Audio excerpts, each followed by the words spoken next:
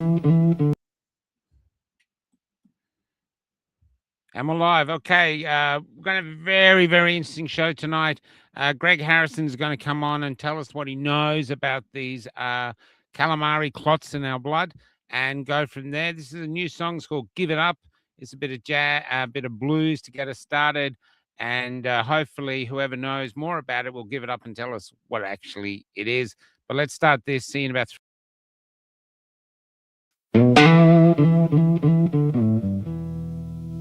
I'm gonna give it up, baby.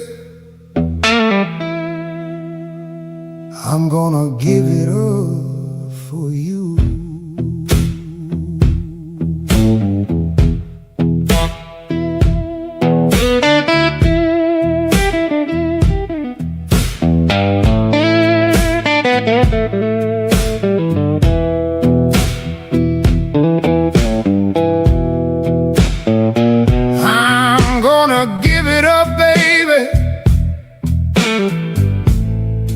I'm gonna give it up for you.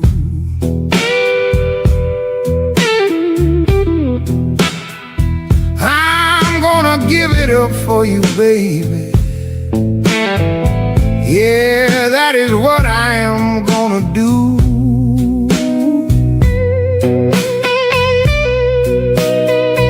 I'm gonna give it up, baby. I'm gonna give it for you.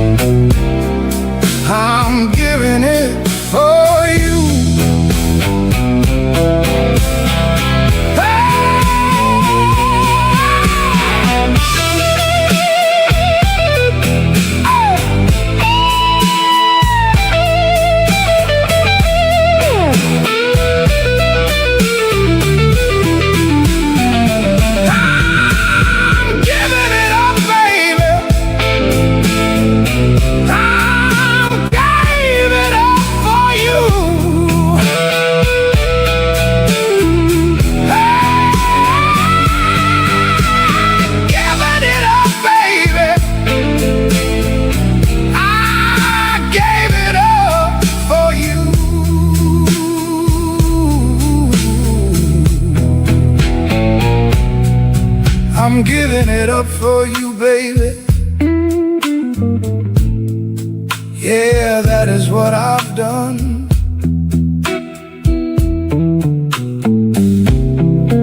I've given it up, baby. I've gave it for you.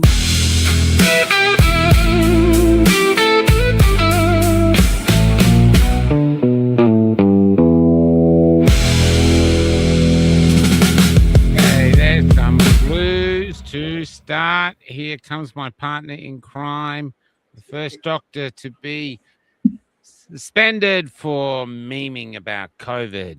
He's a terrible man. I don't know why I'm here. I didn't trust the science, spelled with a dollar sign. Yeah, that's right. Having said that, tonight we actually have a scientist. Yeah. We actually he does science. Yeah, I mean, all sorts of really, like, you can look at his the peer-reviewed paper. It's science. It's like lasers and Raman spectroscopy and inductively coupled plasma. Facts. Remember them facts. Facts. Yeah. So look, I don't know that these calamari clots that we talked with Richard Hirschman about it 3 years ago. And O'Looney, we've had O'Looney on, and John O'Looney, and but we did get some good insights into what was going on, and I think one of the most important came from our guest, Greg Harrison, who is an Aussie, oi, oi, oi. So that's right. We actually have Aussie science, which is hard to believe. We have an outspoken Australian scientist, also known as a unicorn for the rarity of them. So here, let's bring him on and get talking. G'day, Greg. Hey, Michael. Hey, Paul. Thanks for coming on, man. Sorry about the mirth. It's the only way we stay sane in this insane world that we currently find ourselves marooned in.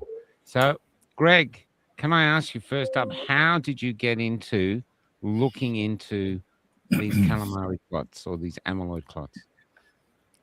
By accident. How it happened was back in 2022 when I happened to be following this right-wing group called Epoch Times, where I used to watch a bit of the Epoch Times videos, and just on one day, a fellow by the name of Mike Adams presented a video where he had analysed white clots delivered to him by the embalmer Richard Hirschman from Alabama, USA. And during the video, I was skeptical that these things existed. Yeah. I'd heard a bit about them, and I thought, yeah, right, just another kind of clot. But when Mike Adams put up the ICP-MS analysis that he conducted, it had, now I'll explain, ICP-MS means inductively coupled plasma mass spectrometry, okay? In our little nerdy world, these things are used to determine the elemental content of various substances. And they're very definitive. And Mike put up an analysis that showed an aberrant, and I use the term aberrant deliberately, combination of elements that are normally within a normal red blood clot. When I say aberrant, what I meant was a normal red blood clot will have things like potassium, iron, sodium, calcium, magnesium, zinc, a range of elements that are essential to the biological process of the body and also essential to the formation of the normal red blood clot and the dissolution of the normal red blood clot. But the ICP that Mike put up had very little iron, very little phosphorus, very little iron, very little potassium, very little zinc, very little magnesium, but it had an abundance of phosphorus, an abundance of sulfur, and it also had a higher than normal level of tin. Now, let's put tin aside, because although it was a tin appearance where it was about 4 times the normal amount that appears in a normal red blood clot, tin is not really, in my opinion, taking part in a major role in this pathway. But because I knew tin chemistry, because some of the polymer additives I was making involved tin chemistry, I was intrigued. And more intriguingly was the high level of phosphorus and later on sulfur that we determined was there. So I sent in those days a Twitter message to Richard Hirschman out of the blue, just introducing myself, saying, look, my name's Greg Harrison. I'm an organic chemist. I'm not a biochemist, etc. I'm not medically qualified in any way. However, I do understand ICP-MS because I've used it for 20 years. And in running my additives business, we used a whole suite of analysis techniques, all the way from ICP-MS to ICP-OES to XRF to FTIR to Raman spectroscopy, the whole lot, and HPLC. And I'll talk about all these a bit more individually, because we used to start in our business with a lump of something. In other words, when one of our customers was buying a product that in his polymer system was working better than ours, he would often give us a sample and say, look, this stuff works better than yours. Why?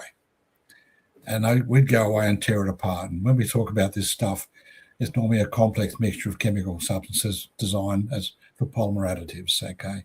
So they provide things like UV resistance, impact resistance, processability, and all this kind of stuff. So it's totally devoid from any kind of biological chemistry, but we employ the use of the more sophisticated analysis techniques to determine what's in this lump. And by having that knowledge, we used to use ICP to find out the elemental content. In other words, what elements are there.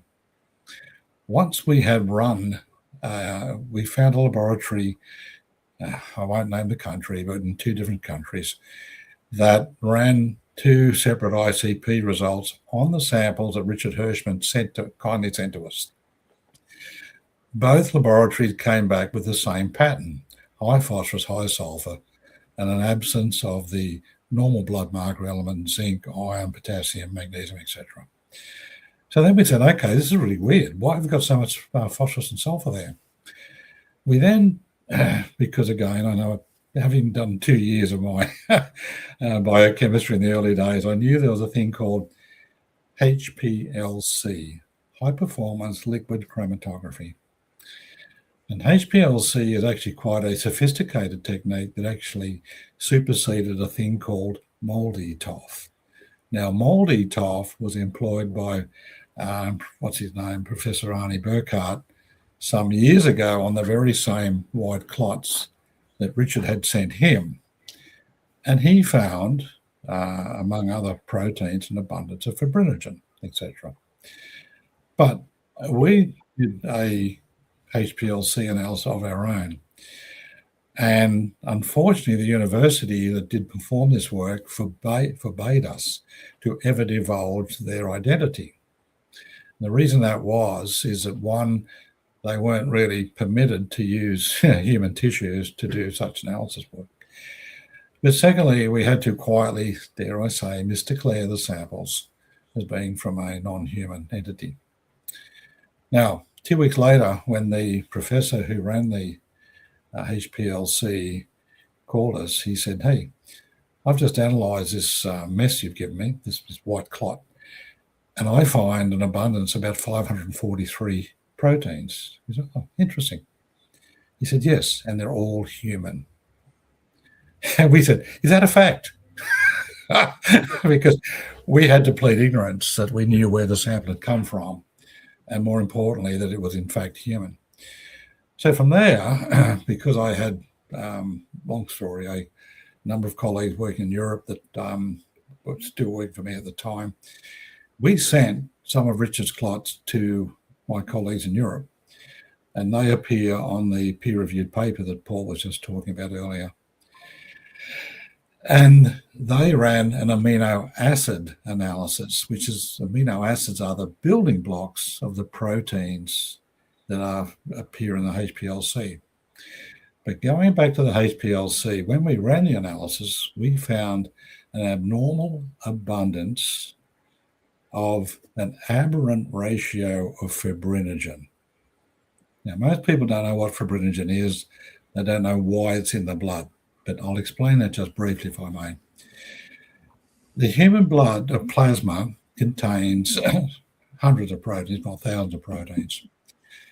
But a number of them actually participate in what they call the natural wound healing mechanism. And fibrinogen is the second most abundant soluble protein in plasma besides albumin. Okay, there's a whole lot of other proteins that sit below fibrinogen, but very few of them take part in the wound healing mechanism. In other words, let's talk about the wound healing mechanism. When you damage an organ in the body, it's normally the endothelial lining that is damaged first. And the fibrinogen in the bloodstream is soluble. So it's circulating around the body. I think there's about 4% of fibrinogen in all our blood, roughly. The liver produces it, particularly through the night. But more importantly, the moment it encounters the damaged area, it begins to lose solubility and to form fibrils.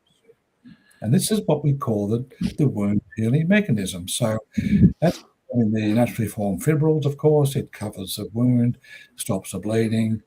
And then later on, using thrombin and thrombospondin and plasminogen, the body then dissolves that naturally formed, properly folded, and I use the term folded deliberately, fibrinogen in a defined ratio, 1 to 1 to 1. There are different monomers in fibrinogen, and they then dissolve the clot.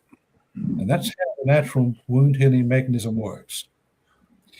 However, our analysis, our HPLC analysis, did not find a 1 to 1 to 1 fibrinogen monomer ratio. It found a 9 to 4 to 1. And in a normal red blood clot, the ratio of what they call fibrinogen, alpha chain, beta chain, and gamma chain is approximately 1 to 1 to 1. In the embalmers white clots, our analysis showed 9 parts of the beta chain, 4 parts of the gamma chain, and 1 part of the alpha chain. This is highly unusual, and frankly, we don't think it's been seen before. Wow. On top of that, there are a number of what they call cell adhesive molecule or proteins identified directly behind the fibrinogen that we found. And those cell adhesive molecules were things like fibronectin, vitronectin, what they call it, can't think of the last one, but the whole lot of them actually are cell adhesive molecules, but they were all in the same white clot. And surprisingly, and Paul would understand the significance of this, we found a very unusually high level of actin. Actin can only come from essentially the cytoplasmic form that we found from the damaged muscle layer behind the endothelial lining of where the clot is forming. And that's telling us there is massive damage going on just behind the endothelial lining of the vascular system. Okay. This started to prompt us, after we found such a high level of phosphorus, to investigate what these things do in combination. And the first thing that popped up was protein misfolding. All of these analysis indicators to us were pointing to a misfolding protein content. Now, when you start to research misfolding protein, straight up comes amyloid, straight up comes Alzheimer's disease, Lewy bodies, mad cow. Yep, all these things. But more importantly, up also comes a test called thioflavin T for testing the presence of what they call beta sheet structures that essentially signify the presence of amyloid or misfolded protein. So as a shot in the dark, Richard Hirschman drove 3 hours north to Birmingham to a pathology lab there, which I won't name because he doesn't want to be named either. And he performed the first thioflavin T UV experiments where they took a sample of the white clot, put a couple of drops of very dilute solution of thioflavin T, pressed it under a quartz slide. You don't use glass because it stops the UV. Anyway, it glowed brilliantly green. This is what I was going to show you on the presentation that sadly I can't put up. Now, when we saw that brilliant green, the pathologist who immediately, without any further analysis, said, "It's amyloid." We said, "Hang on, no. Be careful. Thioflavin T can give false positives. It can fluoresce in the presence of other proteins." So having then established it looks like there may be a beta sheet, what we call a beta sheet structure there, we then went on to do further analyses. And one was the amino acid analysis that pointed to a very high, the most abundant amino acid that we found in the embalmers' white clots was a protein called amino acid called protein. Proline. Get it right, Greg. Proline. Okay. Now, proline is a kinker.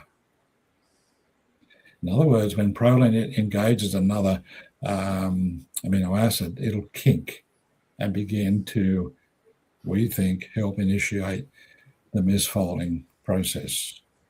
Secondly, when SARS-CoV-2 spike was introduced into the mRNA technology, mRNA locked the spike open with 2 proline inserts. That's a coincidence. I'm not saying they're related. It's just funny that the most abundant amino acid we found in the embalmers' white clots is in fact proline at about 21%.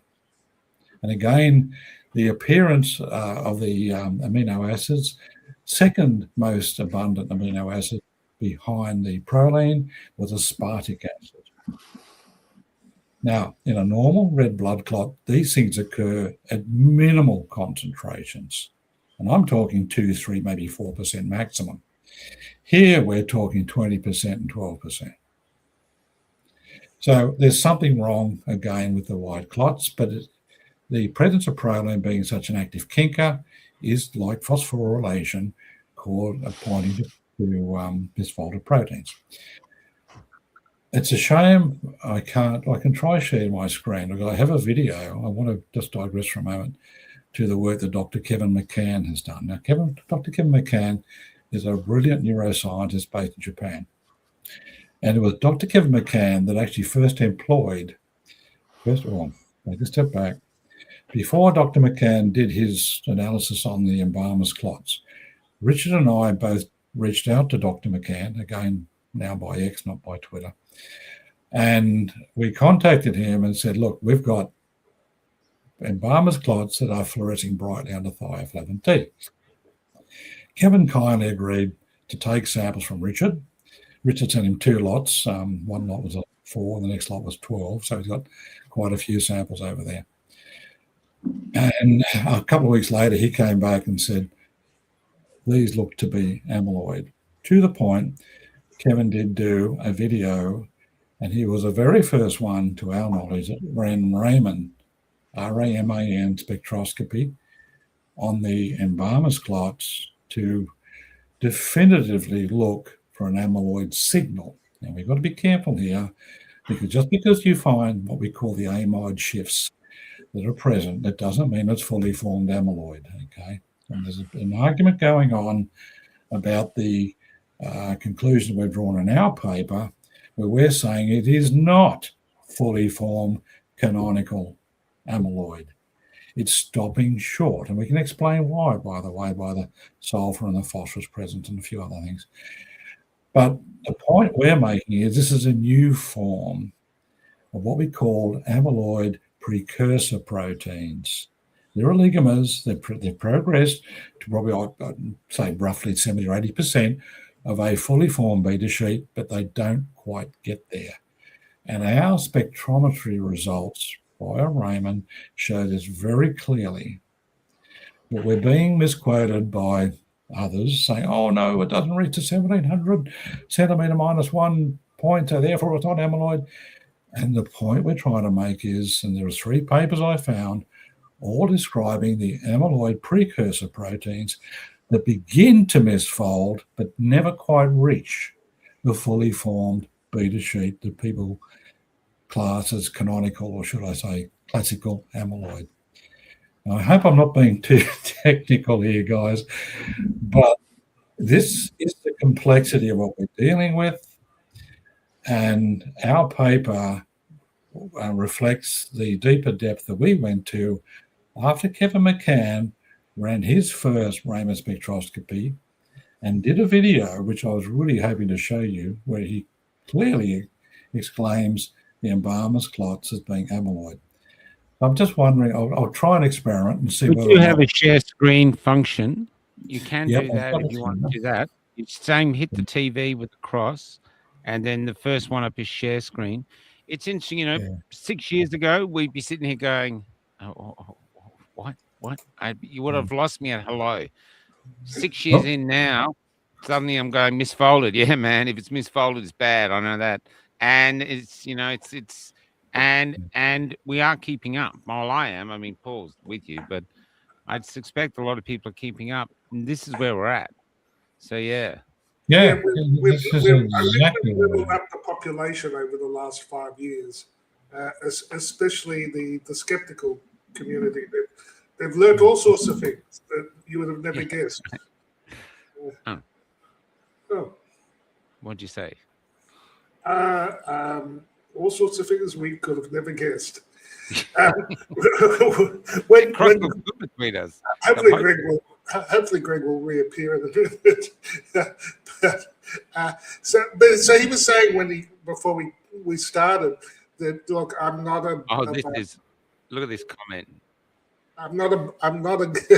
It's amyloid. Exactly, Ben. There appears to be a spectrum.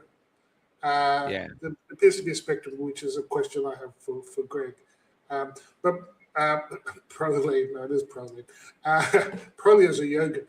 That's the comment of the night so far, Ben. I can see him here. He's not connected. I'll kick him out again and just cross your fingers that we get to see the second part of this. So he said, Michael, look, I'm not a biochemist. I'm a chemist, as in like a polymer chemist in particular. And I said, look, that's exactly what we appeared to need here to understand what was going on. When he talks about these ratios, like the fibrinogen monomers, if this was just ordinary post-mortem or ante-mortem clot, you expect to see the building blocks of these clot building blocks be in a ratio, and it's sort of bizarre. It was sort of bizarre that these ratios and the mass spectrometry that he was talking about. Once you can identify what are the elements within this piece of tissue, does it have potassium? Does it have magnesium? Does it have iron? And it was a totally different way of approaching the problem, but I think it was the correct one, or at least a very important one that wouldn't have come up if you'd been thinking about it in the standard microbe biochemistries or type of framework. So we were very lucky. We were very lucky that we had Greg to make sense of what was being seen on the mass spectrometry. That's the ICP MS. I don't know, Greg, if you can listen. He's down here. It says you have to connect your microphone before we can add you to the stream. So maybe if you can hear us, I'll give you a call if you can't. But I'll get you to. Oh, there we go. Hold on. Oh, here he is. Okay. There we go. I hope you didn't. Everyone at home is going, ASIO, ASIO. No, it's not that. It's not just my computer literacy. I'm not a computer nerd. It's far more exciting if we say ASIO. But the problem we have is I'm trying to flick through to get to the video, which is pretty important, that I could play for your audience, with Kevin McCann exclaiming the fact that the white clots that he got from Richard Hirschman are indeed amyloid. Okay. And he is, and we have to give him total credit, not only for the research he did then confirming it's amyloid, but more importantly, for the work he's done with the apheresis blood filtering technique he's using in Japan now. We've got over 50 successfully treated people. And we fully understand that the removal of the amyloid microclots that he is removing, he is stopping or preventing the continuation of what we call the mass polymerization of an agglomeration or accretion, as Rita Pretorius from South Africa describes, of the amyloid microclots to the embalmers macroclots. Now, it's, again, pity, Michael, I can't show you the presentation I've got, where I can show you a beautiful screenshot of the agglomeration of the microclots against an amyloid what we call a fibril, or should I say fibrinoid structure. And you can see them all literally coalescing. But I the reason was going to ask that is you said people expect to see a canonical B-depleted sheet, and if it's not exactly that, then it's and you're describing a spectrum, and I think there's a spectrum, isn't there, from like alpha helix. That's correct. There's alpha helix structures there, all the way to B-depleted sheet structures, and what it's doing. And again, I wish I could put up my spectrum. Maybe I'll try again in a minute. But Sure. What I wanted to show you was a progression that we picked up by Raymond, where we've got amide shift 1 and amide shift 3 very, very clearly in 2 samples that were analysed separately. We've got different intensities of the peak, or should I say the peak amplitudes are higher for one than the other, but they're both there. And that's telling us the fact that both amide shifts are there. It's moving towards amyloid. But the spectroscopy, spectroscopy scan stops at about 1680, 1690. It doesn't quite go to 1700, which is the classical canonical definition of amyloid.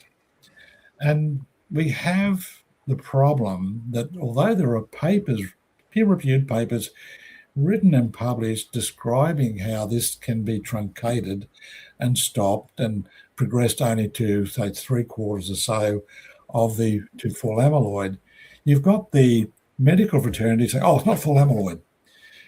Well, I'm sorry, gentlemen, but if it's fluorescing, it's causing the thioflavin T to fluoresce, and we're seeing signs of Congo red fluorescing, it's progressing to fully formed amyloid. Okay. Now, we've done this work, and I can show you the thioflavin T testing too. I can show you some of the Congo red stuff we've done. But the point is, it's not fully formed amyloid, and it's heavily cross-linked with both phosphorus and sulfur that prevents the body from breaking down these embalmer-type white clots. Okay, so we do think we have found a new blood-borne, dare I say, systemic amyloidosis. Now, that's one hell of a statement to make, because in the next question that follows, it's what's driving it. Yeah. And this is where it gets a little upsetting when we talk about. It is upsetting. Sorry, Michael. Fire again. I asked this question of you over the phone. It is upsetting. Yeah. We've got to do more work on this, and we don't have the proteomics in place to do this properly.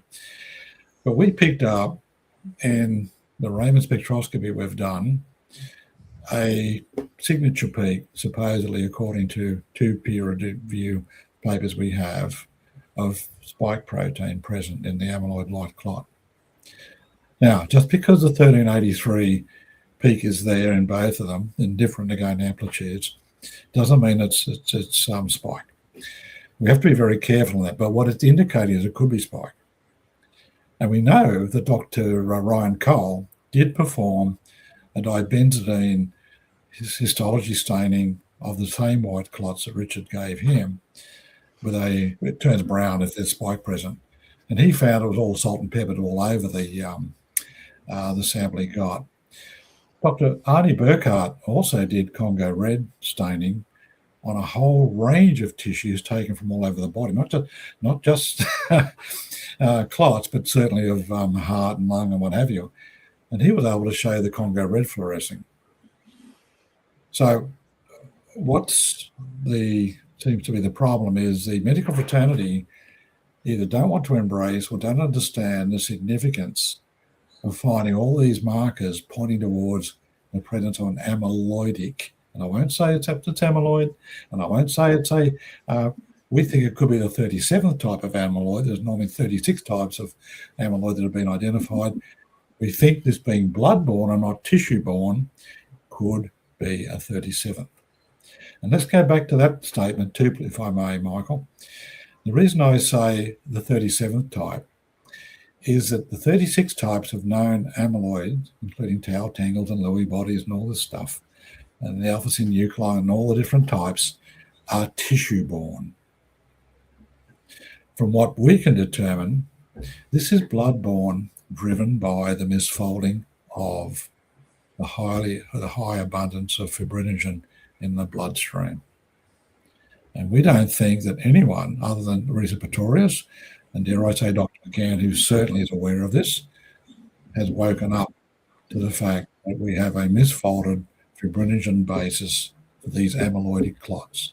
And I'll take my hat off to Risa Pretorius and Dr. Kell in Stellenbosch University, South Australia, because they were the very first ones to identify the fibrinoid, as they call them initially, which is like a fibrin amyloid combination of microscopic clots in ischemic stroke victims. Now, they wrote 3 papers on it. And then the third paper, they did describe it as being amyloid because they did the thioflavin T testing we did. They did further proteomics that we don't have access to. And they are quite adamant that these clots are amyloidic microclots. We are adamant, based on our analysis, is the accretion and aggregation of the amyloid microclots written up in the peer-reviewed documents that Dr. McCann is removing via the filtration process he's using, that's eventually ending up as the embalmers clots. So I'll quieten down for a while now. Please ask questions, gentlemen.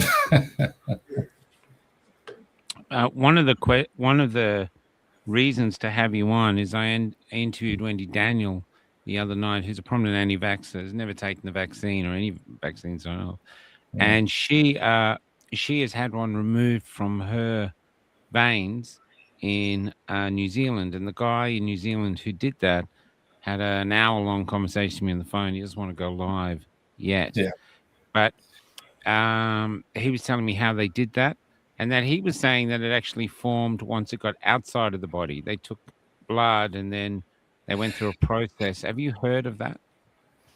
It forms in the plasma. You've got to remember, because fibrinogen is soluble, freely soluble, it circulates in the body, in the lymph system as well. Whereas the blood cells don't get into the lymph system because of the barrier that's presents because of their sheer size.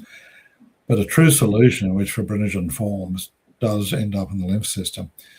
Now, we've got photographs from Dr. Matt Shelton out of New Zealand that was performing an oncogenic procedure and draining fluids from the lymph system. And one of his tubes filled up with a white clot. And I've got that photo. I could pull that up and show you. But more importantly, the phenomenon that Wendy Daniel has reported is real. In fact, I met with Wendy Daniel last week, and I obtained from her a sample of her white clot. She cut it up for me, and I actually have it here somewhere. Yeah, there it is. Wendy gave me that sample, and that's going off to my lab in, my colleagues in Europe to be analysed by Raymond. And we're going to run 2 tests. We'll run thioflavin T testing to check that, see if there's some degree of fluorescence. We've got a totally open mind on this because Wendy's clot occurred in her plasma sample after centrifuging of her blood. It took 30 to 40 minutes to form. But I was present when Wendy pulled it out of the tube and she cut it to provide me the sample. And it is rubbery. It is like calamari. And I'd like to go back to John O'Looney's original description of the calamari clots, because John O'Looney pretty much called it with regard to the rubbery texture. And Richard Hirschman also agrees, and Laura Jeffries from Canada agrees, and Brenton Faithful out of New Zealand all agree these things are rubbery. And I saw it with my own eyes. So I've got a sample here. It's going off to a lab in Europe. I won't name it. It's same lab that's in our paper. And they will run against the 2 standards that we ran from Richard's white clots, a comparative Raman spectroscopy. Now, once that work is completed, We're then sending it to the university, I won't name it, but it's in our paper, to have the thioflavin T test repeated with it. Now, being formed in the plasma, and the fact, and I'll state it now, Wendy is unvaccinated, we're skeptical that it's going to be as amyloidogenic or amyloidic as what we saw with Richard's clots. But the jury is out, and let these two results tell us what we see. If we don't get fluorescence and we don't get a amide 1 or amide 3, or preferably both, occurring in the spectrum we run on Wendy's clots, then it's not amyloidic, okay? Well, sorry, not by our definition anyway, a narrow definition. Having said that, it could still be a precursor stage, depending on what we pick up. So the next couple of weeks are going to be very interesting. I'd also like to alert you that Paul, you did mention in the paper that we have published and got it successfully published. And I was telling you, gentlemen, just prior before we came on air, that we had to publish it in a lower tier journal because we approached two high tier journals. I won't name them. Yes, I will. One was the American Medical Association journal, should I say American Medical Journal. Neither of them would accept our abstract. So we had to go down the track of getting a lower tier journal that would actually publish it, even though it's there's two separate laboratories specified, and the lab reports are provided. One's a well-recognised university, the other two wouldn't publish the paper. So we're doing another paper, and the paper we're about to do is an even deeper, higher resolution look at the anisotropic structure. Now, I talk about isotropic structure and isotropic structure as being the crystalline structure of these white clots, because we believe they're highly, dare I say, crystalline in their structure. But more importantly, if the so-called signature spike of 1383 is there, this highly refined technique will pick it up quite clearly. And it'll measure the area under the curve and tell you the difference, we think, in approximate combination concentration, if it's significant, of the spike protein in the two clots. So this is going to be an interesting experiment. And we'll write a paper on that too. And Paul, I tell you now, we'll have the same difficulty as we had before. No one wants to touch it. And I'm going to drop John Campbell in it right now too. Dr. John Campbell has an email from Richard Hirschman, Thomas Haviland, myself, John O'Looney, okay, all sending him the very same link of my peer-reviewed paper that Paul referenced, crickets. He's on all kinds of other things, and yes, he can't talk about certain things. He's too worried about, I might lose my YouTube rating. I'll be downgraded. Well, you may be downgraded, Dr. Campbell, but please understand, this is peer-reviewed science now. It's in the literature. Please understand what we're trying to tell you. And if we're right, and God, I pray we're not right, that this is something we've never seen before and needs to be recognised.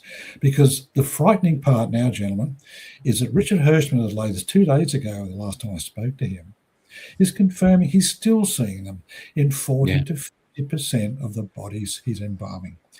Laura Jeffries in Canada, who I spoke to last week, she'll tell you, carte blanche, that she's even 80% of the bodies coming out of Canada. John O'Looney thinks it's about 30 to 40%. And the last time I spoke to Brenton Faithful, which is a while ago now, he was saying about 30 to 40% too. So the prevalence is not decreasing. It bounces around. Some weeks I don't see any, which is great. They think they have a normal week. Other weeks, they'll see 2 out of 4, 3 out of 4. And on the odd occasion, Richard rang up and said, guess what? I had 4 out of 4 today. So all we're doing is pleading with the authorities, take a sample, approach one of these embalmers, get a sample of it, and do the proper testing on it. By all means, replicate what we've done. Prove us wrong. I hope you can. We want to be wrong. Yeah, prove us wrong. We won't be wrong. Before we move on, can I just, we've got a presentation to go, but there's some questions mounting up here in the audience. Do you mind if we just race through them? There's only a few. Okay. The first one is Robert Roach. It's not really to do with this. I'll just get Dr. Paul to answer this quickly. Can you explain what it means by the raw data on the miscarriages in the Pfizer trial? I've read 12 pages of the post-marketing report on miscarriage, but don't know what the raw data means. Yeah, Robert. This has been very topical recently. I recommend you go to ArcMedic Substack. He on there. There's been a very deep dive into the miscarriage numbers, and look, it's very hard to determine. There was a bit of a scamminess that the Shimbakura where they were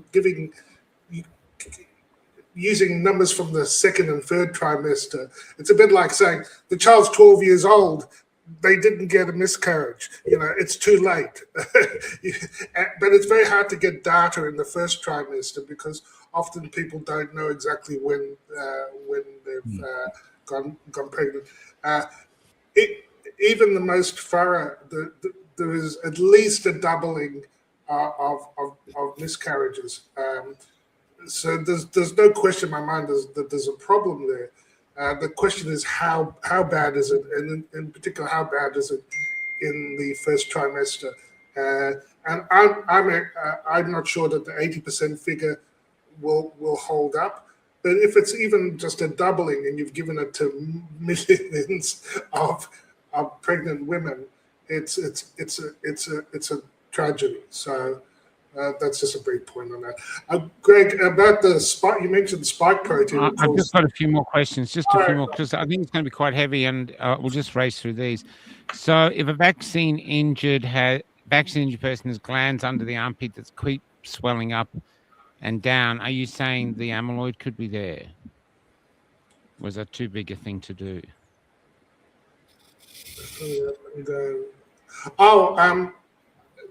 Look, the vaccine was associated with glands, being quite large, and but it's probably too early for amyloid to develop. What do you think, Greg? It seems to take some time. Michael, with all due respect, I stay away from these kinds of questions because way outside of your expertise. But I'm obligated to put them up. From a theoretical perspective, if Wendy Daniel's clot even shows a slighter signature of misfolded fibrinogen, what we think may be there, has caused a rubbiness of her clot, and that's tracked back to being amyloid, then you've got to look at the fact it's occurred in the plasma. And the plasma, as we said, and according to the photos I've got from Dr. Matt Shelton in New Zealand, we're seeing the deposition of white clots clogging up, literally, the drain tubes that they're draining the lymphatic fluid out with. Now, Richard tells told us me about that. There may be a very low concentration occurring in the glands, but we don't know, and it's way outside anything we could possibly do research-wise. I prefer not to comment other than to say it's possible. Tad Askew, we'll come back to your question too about the green laser. We'll come back to that later after the show. And low me down, where's he gone? Dr. Dan was here for a bit, telling us we shouldn't trust Kevin McCann. And we don't trust Kevin McCann. We trust Fauci. We trust Fauci. Good luck. That's a British. Yeah, I thought, Greg, seeing you're a scientist, you would probably have to plead the Fifth Amendment 111 times. But I remember, I think it was that's it, guys. Move on. Please over 3 years ago when we had Richard Hirschman on, and we were talking about protein misfolding, and I think we were questioning whether the spike protein could be a form of like a nidus. It's not the word I'm looking for. A focus point on which the misfoldings and it can propagate it from it. It's like a seed, is what I'm saying. I can explain that. And again, I'll take a step back if I may, because I've been following this before I even met Richard Hirschman and got involved and saw the Epoch Times video. I was actually contributing to Drastic. I don't know who Drastic are, but Charles Rixey, myself, the Seeker, a whole lot of others were communicating about the origin of the virus. And we started studying the spike and the difference of the spike that appears on the SARS-CoV-2 virus relative to MERS and SARS-1 and what they call the Sarbeco coronaviruses that actually form the backbone of SARS-CoV-2. And the spike is so different to any of the spikes that appear in a normal coronavirus, okay? And how is different is it's far more amyloidogenic. And there's a couple of papers by Sophie Nystrom and Hammerstrom, two scientists, I think they're Swedish scientists, if I recall, published in 21-22, that show the spike protein from the natural virus. It doesn't say the mRNA. It just says from the natural virus possesses amyloidic Waltz sequences, WALTZ sequences. And they split it up. They did this very, very well to the point the paper's been published, and I've read them a couple of times. They've done a couple of follow-up papers too, delving deeper into the specific differences in the sequences that occur around the furin insert of the spike. Now, let's talk a little bit about the furin insert, shall we? And how novel that is in a coronavirus and how it doesn't exist in any other coronavirus, by the way, but just happens to turn up. So many coincidences turn up in SARS-CoV-2. Extraordinary coincidence. Having said that, Paul, Dr. it's a House proximity. loves coincidences. It's a close proximity of spike 689, spike 600 to the furin insert on the spike structure that ensures at the time of infection, at the cleavage of the S1, S2 segment, at that time, you are simultaneously exposed to two highly amyloidogenic sequences. You can't get infected without the exposure to the amyloidogenic sequences. And secondly, let's talk a little more now about the open conformation, blocked conformation of the mRNA spike. When you lock the spike in an open conformation with the furin insert, where my thumbs are, either side of that and different is a spike 600 and 689. When it's locked in open conformation, courtesy of the two proline inserts, that means that those amyloidic segments are far more accessible to soluble fibrinogen in the bloodstream. The spike protein has somewhere between 25 and 50 phosphorylation sites that actually begin and help the spike protein itself to misfold. Now, all this is in peer-reviewed literature. I can bore you guys for ages. I found it. Not boring at all. Dr. Kevin McCann was talking about that paper by Armstrong, and the S1 subunit has these amyloidogenic domains. What is scary to me? What's scary to me is back in 2021, I saw a paper by Bart Klassen, who was concerned that the mRNA could have prion-like features, and I remember posting it in 2021, and of course straight away the account got locked. No one got to see the post, and you know, that becomes a bit of a superpower because you think, okay, that's interesting. They don't want you to talk about prions. What's fascinating and terrifying about the discussion of amyloid is that you can also get amyloid seeding. You know, this idea that you can produce amyloid in different tissues. You know, and Kevin's work with the RT Quick. You know, yes. I was just going to raise Kevin's work on RT Quick. The RT Quick and how it, you know, that's terrifying that you put in something with a bit of spike, and then you get human prion protein going from the non-scrapey to the scrapey form. It's can I just jump in for a moment, Paul? Because I'm quite familiar with the RT Quick real-time quaking-induced conversion technique that Kevin used in the cell wells he's got, and what they call the progression time to start to show the appearance of a prionic appearance. Now, we've got to be very careful here. There's no evidence that I think Kevin McCann or ourselves can produce so far that suggests this is prionic, okay? It's likely to be amyloid prionic type in the sense that other proteins that come into contact with the amyloid microclots do begin to misfold. That's part of the agglomeration accretion process. Now, Kevin McCann did actually prove that rather conclusively.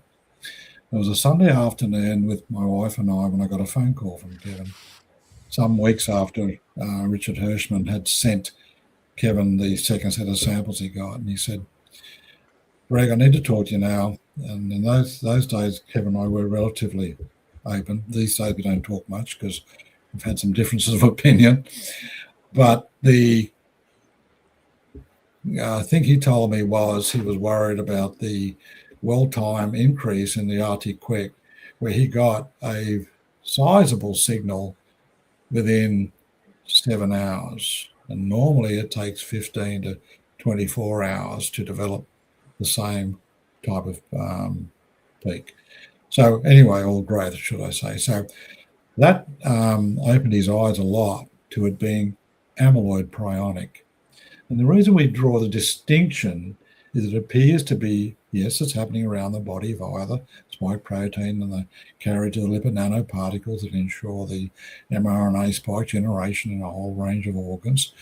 Thank you, lipid nanoparticles. But more importantly, it's telling you that it seems to be occurring only in the bloodstream and being proliferated.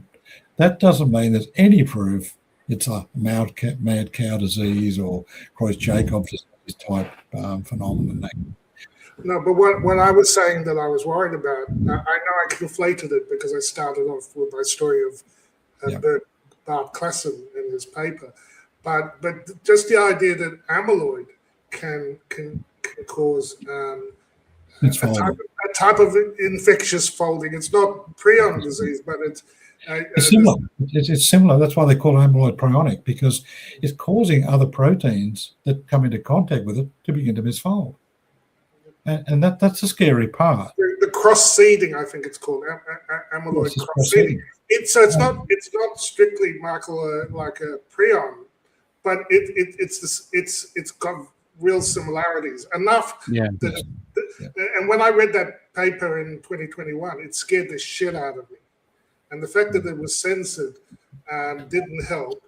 And the fact that we haven't got big institutions double checking all your work and taking it further and doing the proteomics and all the advanced stuff that we need to fully understand this, because I think it's pretty clear that what we've said for a while now, a couple of years, that we've got this new blood-borne form of amyloid disease, plasma-borne.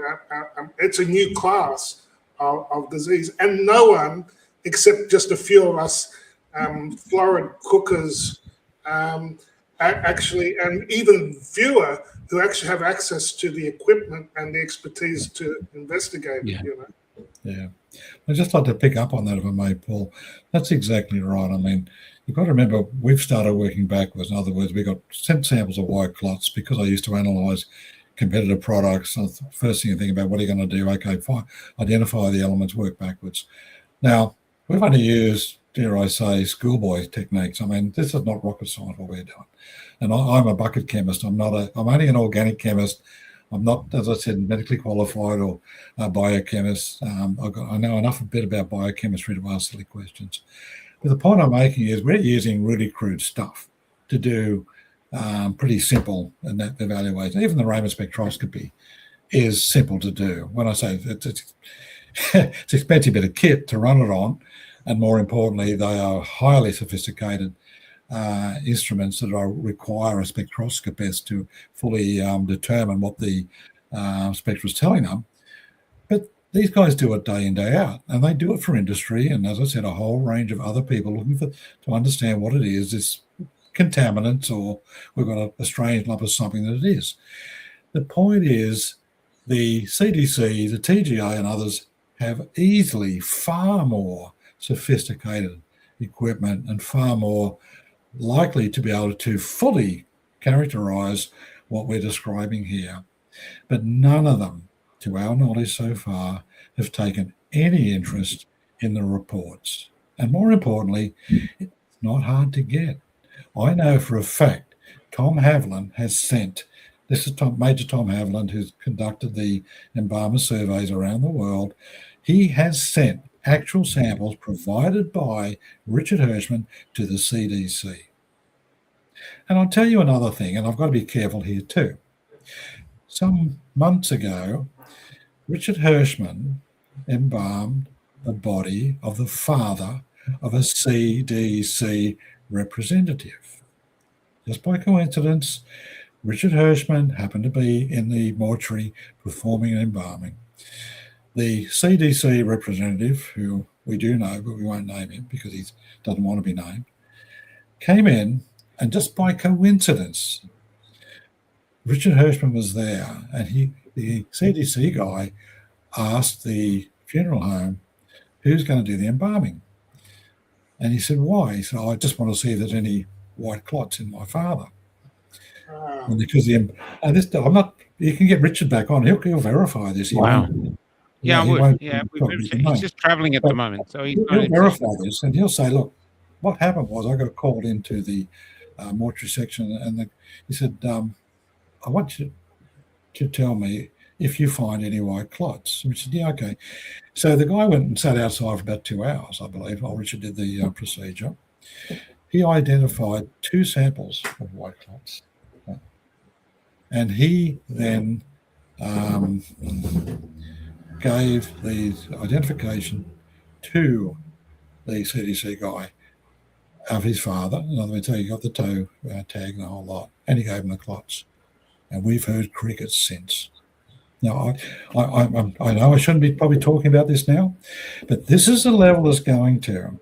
Unless we start to break this down and get the message out there that's being subverted, then it's going to continue. And this is a classic case where the CDC has got samples. A guy has been personally affected and doesn't have the guts, or is too frightened, or stood over, or whatever, to explain. Yeah, that reminds me, Greg, of Dr. Hobart. Before he was suspended, he was approached by one of the head people of APRA because they'd had a vaccine injury and they wanted a prescription of ivermectin. We got a recording of him saying that twice. But you know what you remind me of? I know you're saying I'm not a chemist, I'm not this. This reminds me of Soylent Green. You've seen the film, of course, Soylent Green with Charlton Heston. Now, in Charlton Heston, in it, has a friend who works with him, and it's played by Edward G. Robinson. It was his last film, and he gets given the books of where Soylent Green is, the reports from the ocean that Charlton Heston gets from a murder victim, and takes it to this other group of amateur scientists that are hidden away in society. This is where the greatest research has been done now, not only on this, but other things with Dr. Nixon and all. This is how it's been done. And everyone say, oh, they don't have the accolades. If they had the accolades, they wouldn't be on Cafe Lockdown talking because they know they'd be kept. Oh, that's not true. We had Peter McCullough on. He's got accolades. Oh, Peter's a different thing. But if they're in Australia, I mean, every time we have a doctor on, APRA gets the entire transcript transcribed. You know, in fact, I believe that's copyright, Upra. I believe that's copyright, to be honest. And but this is how we are. So you're actually doing great work, mate. And you don't. I don't usually shut up this long, but you've certainly got me fascinated. You know, Oh, so thanks. please Robert. continue. And we've got the Please remember, presentation I'm just one of the team. We've got a pretty small team. I've got 2 colleagues who I can't name in Europe because I've got access to universities and Exactly. institutes. Yeah. There's my point. And this is a sad part. We can't name them because they don't want to be named, for one. Secondly, it'll compromise. One of them's doing a PhD in protein chemistry. Yeah. And to lose the access to the labs, we've had to go outside our capabilities to find labs that'll do this work. And then when we do find labs, like we found earlier on, they just, oh, you can't tell us what you can't say we've analysed what embalmers white clots. I mean, this is what we're facing. And then you get criticised, oh, you haven't published your data. Well, I want your data. Well, I can't give you the data because one, it's written in another language for starters, which is a dead giveaway, you know. And secondly, because you can't furnish the data to confirm our findings, you get pilloried on X and others saying, you're full of BS and you know, really don't want, you're only talking through your hat. Well, we are to a degree because we're not properly qualified. This is our whole point. We're not PhDs. Well, one of us, sorry, 2 of my 3 are not PhD, 1 is. But having said that, we're not anywhere near the eminence of Dr. Richard Pretorius, for example, Dr. Kevin McCann. Everyone with a doctor in front of their name is at a far higher academic level than what we are. Okay.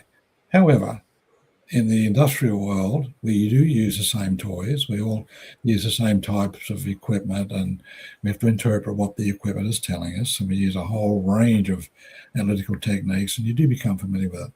And that's all we've done is simply apply commercially available high, and I call HPLC is high end when it comes to sophistication of what it's going to tell you.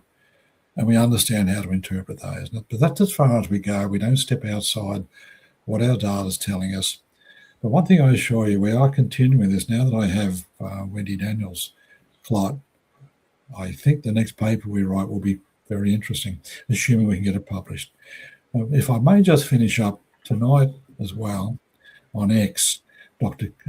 Philip McMillan did a great video talking about how a pharmaceutical company had tried to develop a treatment for heart disease. And they spent 4 years with all the research and what they did. And they were targeting the interleukin-6 cytokine pathway, not realizing this has got nothing to do with, well, the interleukin-6 cytokine pathway is only a minimal part of what's going on here. It's only the very early part. But once this thing starts to become misfolded amyloid and driven by other things, those treatments they're spending millions of dollars on aren't going to work. And Dr. McMillan, to his great credit, did do an interview with Richard about our paper. He did do an interview with Tom Haviland about his paper, which was published at the same time. But Dr. McMillan tonight exemplified clearly what is happening in the real world, but now it's starting to bite them. They're spending millions chasing the wrong mechanism. They're chasing the natural interruption, if you like, of the wound healing mechanism and also the cytokine storm impacts, etc., the body normally deals with.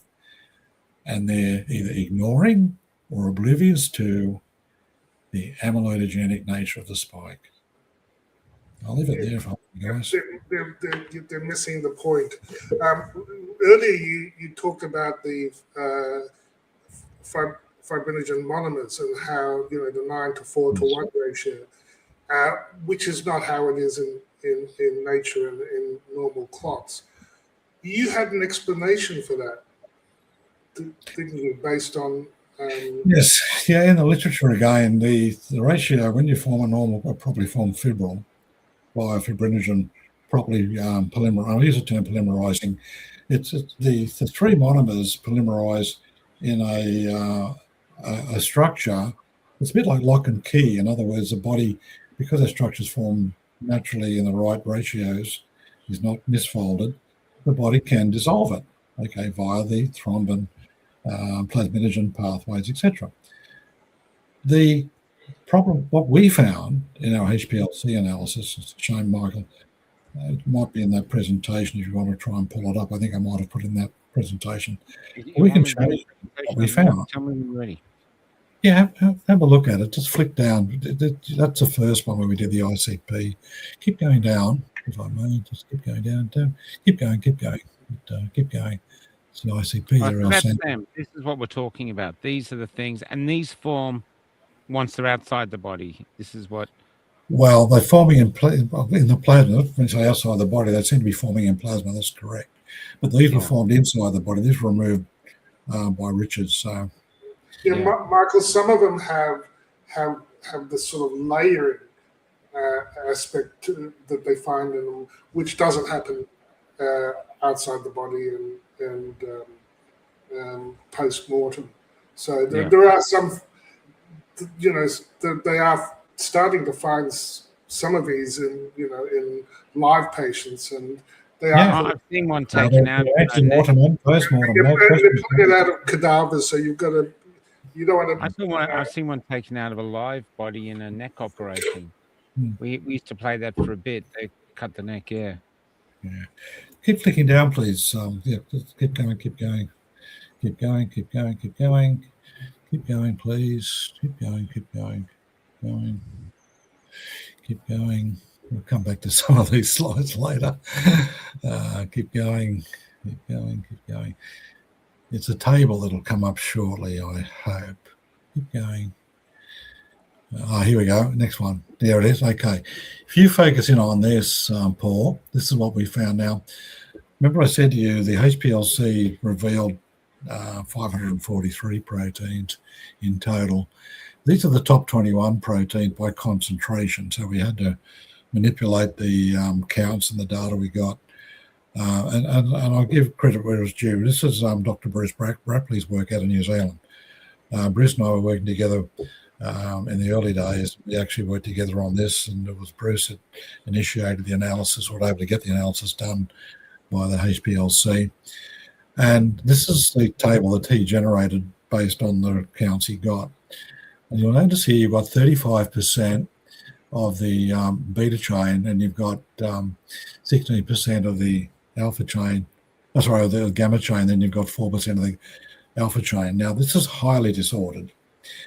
And the reason it is in the literature, and I've got the paper, it describes that the beta chain begins to form longitudinally. It's the very first monomer that begins to polymerize in a natural fibril first, preferentially. But it's then followed in an ordered manner by the alpha chain and the gamma chain. It's normally a 1:1:1 ratio. But the fibrinogen beta chain of the fibrinogen monomers has the highest affinity to phosphorus. Of the three monomers we identified there, it has the highest affinity to phosphorus.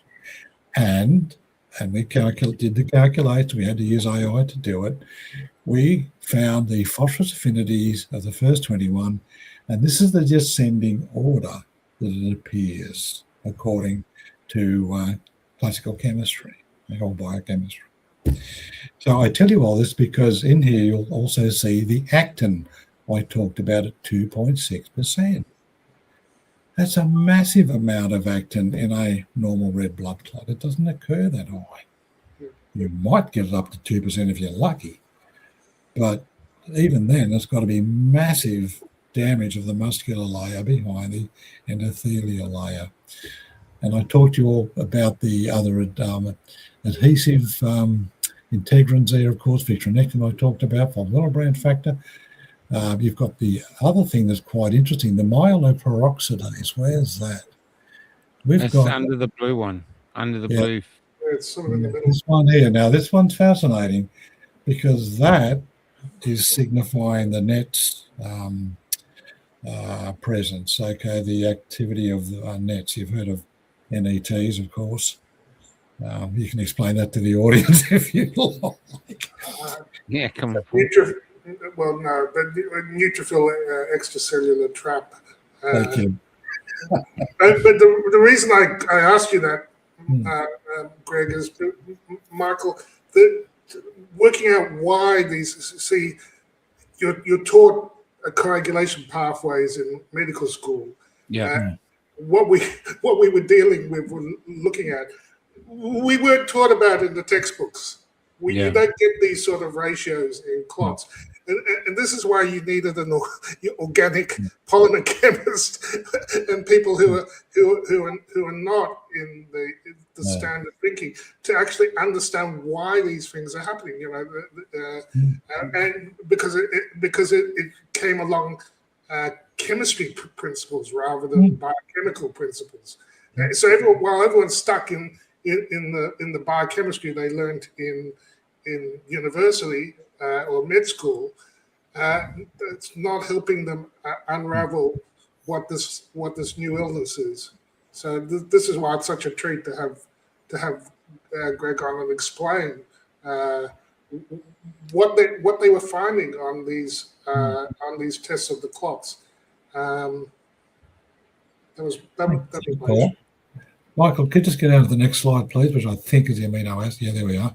That's the amino acid analysis we got. This was performed by the Keyjol method to determine the amino acids present. And Keyjol is a known way of determining what amino acids. Now, the amino acids, as I explained earlier, are the building blocks of the fibrinogen and all those proteins you just saw above. But have a look at what is the most abundant. Again, this is the descending order of concentration. Look at the amount of proline that's there. Shouldn't be there. Very, very simple. And as we said, the literature is abundant talking about how proline in excess is certainly a kinker. So everything is pointing that we've done to misfolded amyloid. I don't know if you want to continue down, Michael. You'll see some examples of the 5T tests we did. Just keep on flicking down to get some bright green images. You might find them. Oh, sorry. On your way back, these are papers. Just go back a bit. Sorry, Michael, if I may. Just go back up. Next one. Up. Yeah. Next one up. Yeah. This one. This one. Amyloidogenesis of SARS-CoV-2 spike protein. All in the literature. I mean, this is not rocket science. And if Michael just slowly scrolls through a couple more papers further down, it is so well known. The sequence of spike S2 enables cleavage by furin and phosphoregulation. We talk about the abundant amount of phosphorus we found. And it's not in MERS or SARS-1, another peer-reviewed paper. One more time, keep going down, Michael, one more, please. That's the spike protein, right? And we were talking about the difference of why this spike protein is not found on any other coronavirus. And I'll say it now, it's because it's been engineered. Yeah. And the prevalence of spike 689, by the way, the one spike that Nystrom and Hammerstrom identified is not in, by the way, just quietly, any of the other spike sequences in any of the SARS or MERS virus. So it's just magically turned up too. So many coincidences just turned up in SARS. It's really interesting to hear you say that, that it's been engineered. You want to say that because the first time I heard anyone say that it's been engineered was that the Frenchman who identified or isolated the AIDS virus. And he said that. I remember watching him saying, I don't need any more money. I don't need any more accolades. And basically, I'm telling you, I'm risking everything. This has been engineered. And he concurred with some Indian university that had also first come to that conclusion. Then the Indians all had to apologize. And that was died. That paper on the HIV segments. They found a number of HIV segments, V1, get it right, V4, V5, and VGAG. that Pradhan et al. Found, that paper was forcibly retracted. They were pilloried and howled down, and some 2 years later, the paper was reinstated because they did fight and were able to prove there wasn't an error in that paper at all. They had found HIV segments.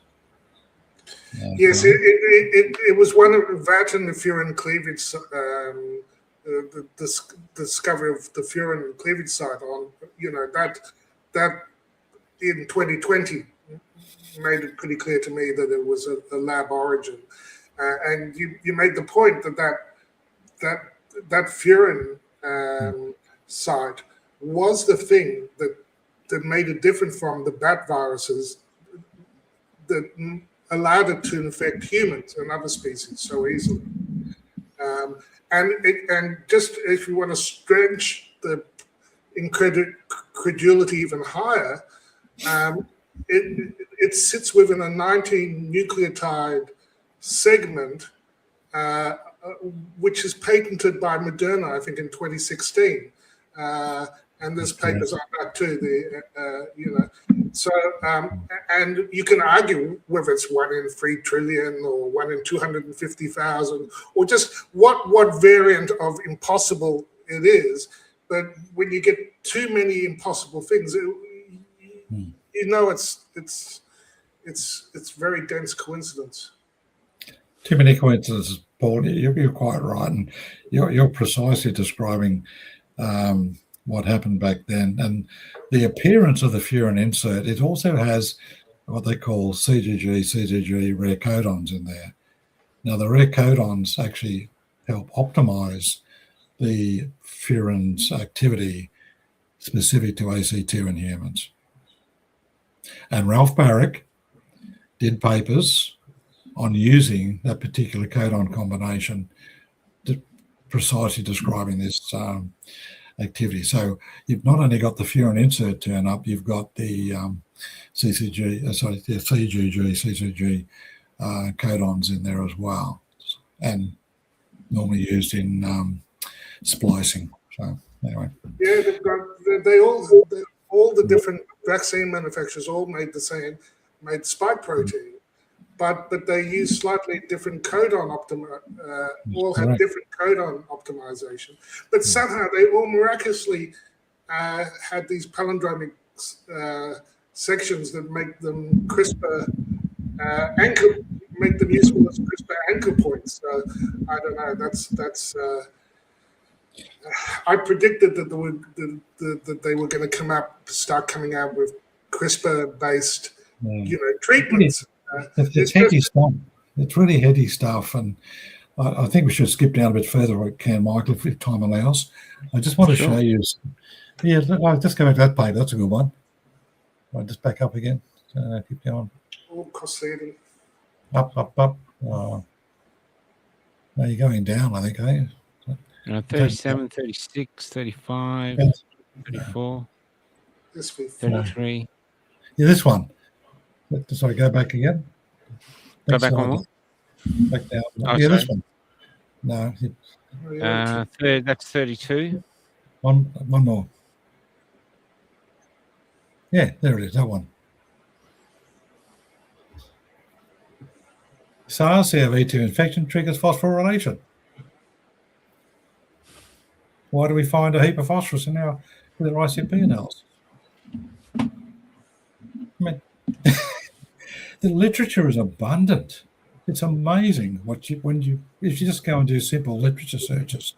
We're very lucky. We do use AI very carefully and selectively, and it does make mistakes. And I've got to apologise to me a number of times because I've been able to prove it wrong. But to go and find papers, it's exemplary. It really can find papers you don't even know exist. And yes, you check whether they're peer-reviewed, and you check whether it's Frontiers or Elsevier or whether it's Nature or Science or what the eminence of the papers are. But it's all there. Frontiers in immunology are well-known conspiracy theorists. The other thing, though, Greg, is we are surrounded by the truth. The truth is everywhere. People just don't want to see it. The That's evidence has correct, been Mark. around for a Everyone's turning a long blind eye to it. Yeah, you don't And need this to is put why, that's all these people I've interviewed. I mean, I remember I interviewed a guy who was on the spectrum, and he collected trolleys in Hobart, and he could see through it. He said it's all a scam. So this he didn't need a PhD. He can see it. Then we reach people like you, and there's Paul, and there's well, it's everywhere. It's nothing to do with your intelligence. I think it's with your courage to actually want to see the truth and yeah, your level of fear or whatever. It's got nothing to do. That's a really strange thing. I don't get around. I don't get my head around it. You know what I mean? It's the it's fact that taken they us a just don't while want to too, see. Julia. Yeah. So the fact that all the papers are here doesn't Mm. surprise me at all. I can't believe we don't have a postcard, a meme from Fauci saying, "I wanted to kill you all," and they go, "Yeah, he's such a nice guy," you know. So Yeah. If you keep yeah. flicking down, you'll see a few more of these papers. That's just a smattering of what we came across. Regulation of SV40, replication by phosphorylation.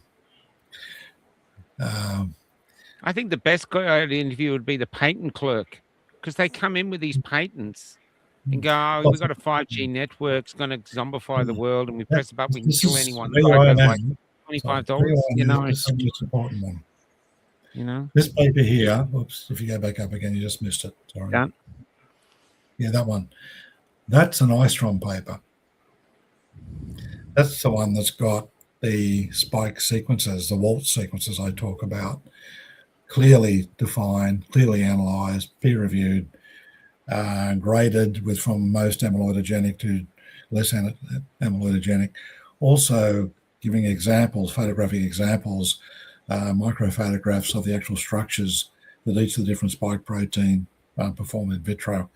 It's a great paper. And again, no one's ever heard of it. Yeah, there was a paper that mentioned cross amyloid cross-seeding, one or two away from it. Yeah, it's the cross-seeding is mentioned in another paper they did as well. But Look at the bottom of the introduction. Can I just read that? Amyloids and viruses are each notorious for their detrimental effects on human health. There are also many ways in which crosstalk between these two diseases causing entities resulting in the increased risk of harm to the host. Several neurodegenerative diseases are intimately related to misfolding and amyloid formation of endogenous. How do you say that word? Expressed protein. Yeah. That's from within, endogenous, not from outside. That's right. So what's the difference between an amyloid protein that's say misbent, whatever your word is, and a prion, misfolded, and a prion? Are they totally different, or they? No, they're both involved misfolding, but misfolding protein isn't a prion. A prion has an extra element to it where it actually encourages other proteins to misfold. So it's almost like an infectious misfolding, but it's not an infection. That's why they fought. They fought like dominoes in a way. They thought of Scrapie as they thought of Scrapie because it sort of behaved like something that was infectious, but it wasn't infectious in the way that we have understood infection. And one of the features was that, with Jakob Kutzfeld, you could do the surgery on someone, you didn't know they had it. You could put all the instruments from the brain surgery into the autoclave and cook it and use it on the next patient. And it's all meant to be sterile, but then they get transmission of these prions. So they're very hard to. They've got these features which are different, very different in that, and they misfold based on their images, isn't that right, Greg? That it's energetically favorable thing for the proteins to form these shapes, but once they misfold, they're not recognizable by the normal pathways we might use to dissolve them, which is what Greg was talking about before. with the normal. And of course, all this is very important because if it's happening and we believe it is, we need to know how to treat it and how to stop it progressing. And this is why it just boggles the mind that so few actually. That's insane. We say that all the time. It's insane that this is not being talked about. This should be on 60 Minutes or some other, or even Carl Stefanovic or any of this other. You hear with a dodgy old man in a bus. I mean, you want me to keep going? I find this maddening. It's. Do you want me to keep going with these? Yeah, the guy to talk to on scrapy prions is Dr. Kevin McCann, because he understands clearly what a prion is by true definition and how different what this is compared to a prion. So we don't push the fact it's amyloid prionic-like, because we can't see any evidence at all it's purely prionic, okay?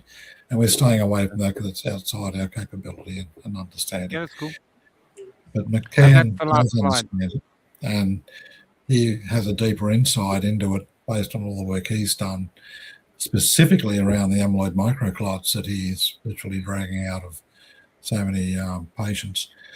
But importantly, Rhys Pretorius has done excellent work talking about the fibrinoid, she calls them, because again, she's pushing the point they're not quite fully formed amyloid. So it's a difficult area, but the point is simple chemistry, and I say simple, but easy to do chemistry to confirm whether it's there or whether it's not. And that's all we want the authorities to do, is just have a look at these things. And as I said, please prove us wrong. I hope we are wrong. But the evidence we've compiled so far, including the current Raymond and the next lot we'll be doing, is really frightening. Plus, we have the clots. It's not like you have scientific papers with theories. We have clots.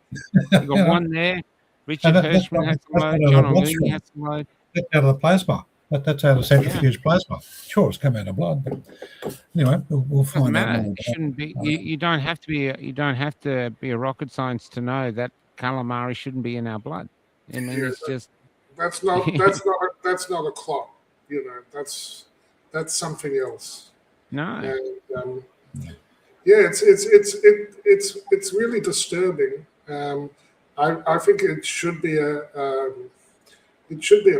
massively higher priority, because what I did, it took me a while to grok that all these things that can affect the circulation could be responsible for so many of the, if not all, the symptoms that the vaccine agent are getting, and the people who were complaining of getting long COVID symptoms. So it could be at the very heart of treating both the post-vaccine problems. COVID. Exactly correct, Paul. Long COVID is symptomatic of the fibrinoid amyloid microclots in early formation stage. And I'd just like to go back to a statement you made, Paul, about the different types of clots. We've had people talk about the heparin white clot outbreak, which did occur back in 88 to about 91. And heparin was related to a rubbery type clot, but the clot was never properly analysed. They didn't do an ICP on it or whatever. But they changed the formulation away from a high molecular weight heparin to a lower molecular weight, and the problem seemed to go away. There's only, I think, about 20 people were written up in peer-reviewed papers having white clots. They weren't described amyloid. But having said that, we've had other scientists say, they're chicken fat clots. They're not. Chicken fat clots don't glow green under thioflavin T testing. They are a jumble of proteins. They're not classically misfolding proteins, and they're certainly not misfolding towards amyloid 1 and 3 in the amyloid structure that we've identified. So I make that point very clearly. I hear so many people say, they're chicken fat clots. Richard Hirschman and the other embalmers are all very familiar with what a chicken fat clot looks like. Yeah, we talked about and him. They're a jumble of non-amyloid proteins. They're a mess. They're a conglomeration. But you put thioflavin T on them, they're not going to glow bright green. They might glow very slightly green, but they won't be a bright fluorescent green like we've been getting consistently. So I just want to put that out there too, because I'm sick of the chicken fat clot stuff. Do the analysis, guys. Don't tell us what you think they are. Go away, get a sample, and say, I've analysed chicken fat clots.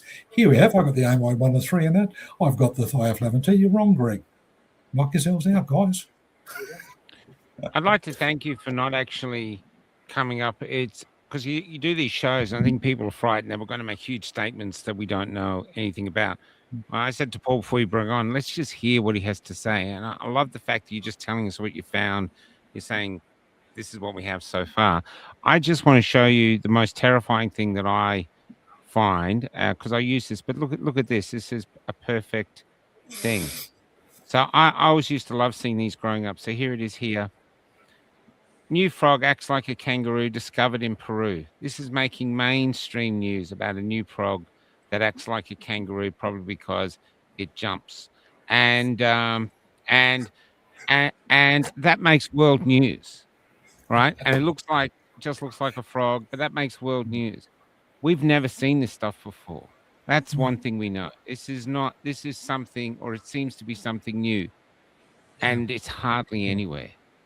It's a rumor. Even podcasts like this don't generally touch it much. Marie Z touches it. I don't know if Hoody's touched it, but like you said, John Campbell won't touch it. I haven't seen it on Rogan, and yet they're pulling it out of almost 50% or 45% of bodies. Yeah. You know, this is what Hirschman's claim. This is show something and well. we have evidence. I mean, we have hard evidence. It's not theoretical. It's hard evidence. I don't understand why this is almost like below COVID, below the Wuhan, below all this. This is like the secret of secrets. And as Paul says, it could be the foundation of all the problems. I mean, long COVID is just the politically correct way of saying you've got a vaccine injury. You get away with saying, I've got long COVID. No, you're not. You're injured by the vaccine. And, you know. I'll just let you. The trouble is, mainstream media is suppressing this, and we've got a classic example. Tom Havlin paid to go and attend a Tucker Carlson presentation, and at the end of it, he actually walked up to Tucker Carlson, and I've got photos to prove this, and he gave Tucker Carlson 2 samples of Richard Hirschman's white clots. Tucker Carlson. Wow. He said, are these the embalmers clots? Yes, he said it to Tom. Are these the embalmers clots? Tom said, yeah, they are. Oh, wow. He put them in his pocket. I got photos of Tom handing them to him, because Tom sent me the photos. So Laura was there as well, off-sider. And we've got those photos, and not a word's been said by Tucker Carlson. Now, I'm not disparaging the people. Yeah. Megan Kelly, I know, will not return Tom Havlin's calls, although he's a message for her too. The mainstream media doesn't want to know about this. And that's part of the problem. It's real. Well, it's not as big as newsworthy as that frog that acts like a kangaroo, to be honest. That's why we're talking to you. I mean, and people like yourselves who are generally interested and who are not conflicted or governed by the other authorities. Plus, they're very busy helping promote the vaccination of penguins against getting a cold. I get bird flu. I know that's insane. We're not worried about potentially producing gene therapy hesitancy. It's scary stuff, guys. Well, look, they're putting the mRNA in the flu shot. There is so much money behind mRNA. There's so much. It's almost like they're looking to build almost the world economy and just keeping sick people sick. I mean, there's just so much money to talk about here. But I don't know what it is. I'm not guessing. There's people saying, we've had doctors on that after the show finishes going, they think they're looking at alien technology. And these are guys that don't make outrageous claims, but they won't say it on live, but they're saying they haven't seen this stuff. So we live in this really peculiar world where really odd things are happening. and we're just trying to make sense of it. It's really fantastic. I'm so glad you came on. Well, No, thank you. and everyone's with us because we're just trying to understand. It's like having, an explorer on who goes, look, I've sailed into this madness, and so far this is what I found, but I can't give you any more than that. And I think that's a really responsible way to do it. You know? Thanks, Michael. Yeah. We've got to see No, in straight up, man. November. I think you're doing God's Yes. work. Yeah. It's Chris. Paul, I've admired Paul's work over the years. I've been following Paul, and this gentlemen like you guys that try and get the message out there to at least try and wake up the public. I mean, if we can't get the authorities to listen to us and to do the work that's got to be done, then we win from the ground up. And that's, again, Richard Hirschman's statement. We must win this from the ground up by alerting the populations, be aware of what has happened. More importantly, look at symptoms and try and understand what we think may be going on. But more importantly, also understand how the authorities are ignoring it. And I believe it's deliberate because there's too much money involved. There's too many interests that can be damaged by this. And you only got to see Fauci at the moment and how the cabal is gathering around him to support him and all this nonsense to support the narrative. Because they can't afford the narrative to be brought down. That's what it's all about. And, to leave it there, if I may, gentlemen. I think I've rabbited on. No worries. No, thank you. I want to really thank you for coming on. Really wonderful. Yeah, really wonderful. Guys. Look, it was great to touch. Like we've followed each other for several years now on X. So it's great to finally talk with you, Greg, and see a real person. and you know, this story isn't going away. I would like it to be. Until the clots go away, Paul's not going to go away. It's simple as that. I mean, I'm just doing this as a hobby, only because I'm retired now and I don't play golf and whatever. But I am interested after about 3 odd years now of investigating this. And while the embalmers are still pulling these out, and I've got them still, John O'Looney and Laura Jeffries and Richard and others talking to me about it, saying I'm still pulling these out. We'll go as far as we can go with the limited resource we've got. But we're doing this off our own dime. We've got no funding whatsoever. This is coming out of our pockets. And these analyses, gentlemen, are not cheap. No. Sorry to say that. Yeah, look, it's all of us. There's podcasters. Literally everyone is scraping by, and we're up against trillion-dollar organizations. You put Big Pharma all together. That's what we're up against. Talk about the underdogs. I mean, this is, I wouldn't be surprised if this gets taken off Facebook tomorrow and YouTube bans me and all this shit happens. Yeah. That's how we know it's really good. That's right. It is, yeah. I got a 10-year Facebook ban. Dr. Campbell won't talk about, you're over the target. Yeah, man. Yeah. All right, gentlemen, I'll say good night. Thank you so much for the opportunity, Michael. Yeah, no worries, man. Take care. Thank you so much. Hope to see you soon. Have you come back? Man. Have you come back and we'll get the slides working? Yeah. Take care, Richard. Thanks, gentlemen. Bye. Yowzers. Wow. How do you feel after that? Yeah, there's such institutional blindness. And I think that's causing a huge amount of pathology and suffering. So we have to get our heads around it, and there have to be people that are cleverer than us who have also have better tools. Dialysis help clear the blood clots. We don't know. Well, what Kevin McCann's doing in Japan is this dual absorption, dual filtration apheresis. So it's like dialysis, but it's not actually dialysis. It's because the idea is to filter out all the sludge, all the immune complexes, and all these immune mediators, which is being triggered and causing people to be sick. By clearing it from the blood, it's more like a filter. Dialysis is a sort of filtration, but this is more a more specific type of filtration to get rid of the the sludge, if you like, to Mm. get rid of the fibrils and the small clots and all the immune complexes and this inflammatory sludge, which is, and you could see how Nurse Lindsay, after she had a treatment, suddenly her POTS symptoms went away, and she was running bases on a baseball. Yeah, I saw. I've been watching her. Yeah, she'll be coming on apparently when she gets back to America. I'm going to reach out to Kevin. This is the sort of thing that can happen if you actually understand what the fuck is going on. Yeah, and unfortunately, it's so it is invasive and it is expensive. So it's not going to. great comment, Ben. Trust the science. Yeah, they don't want to read because they didn't want to actually read the abundant published science. Yeah. Yeah. Extraordinary. I mean, it's just extraordinary. It doesn't make sense. Look, I've got 2,855 days left. Thank you. Thank you, Lisa. Well, we're chipping away. That's chipping away. That's real. Was 3,649. Yeah. Wow. There we go. Wow, we're making real progress. We'll have those. We'll have really proper AI cat videos ready to go.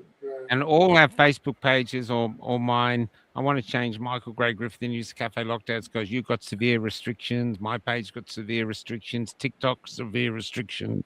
YouTube, they're constantly getting that back. It's a very nice thing. We had to put this video down.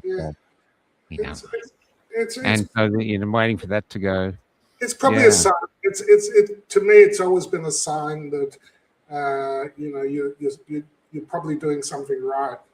I remember in 2021, I posted a World Health Organization tweet which said vaccine immunity is more effective than natural immunity, and I called that out as bullshit, and no one ever saw that tweet. It was like there was one view. I think it was me. So unfortunately, being censored is actually sometimes a sign that you're over the target. And And I feel Greg and his team are. And he mentioned Drastic, and there were some really great people. We could talk to Charles Rixey. He's also part of the Japanese team. Charles Rixey. And he was also part of Drastic, and he was one of the whistleblowers who said, "Hang on, this is."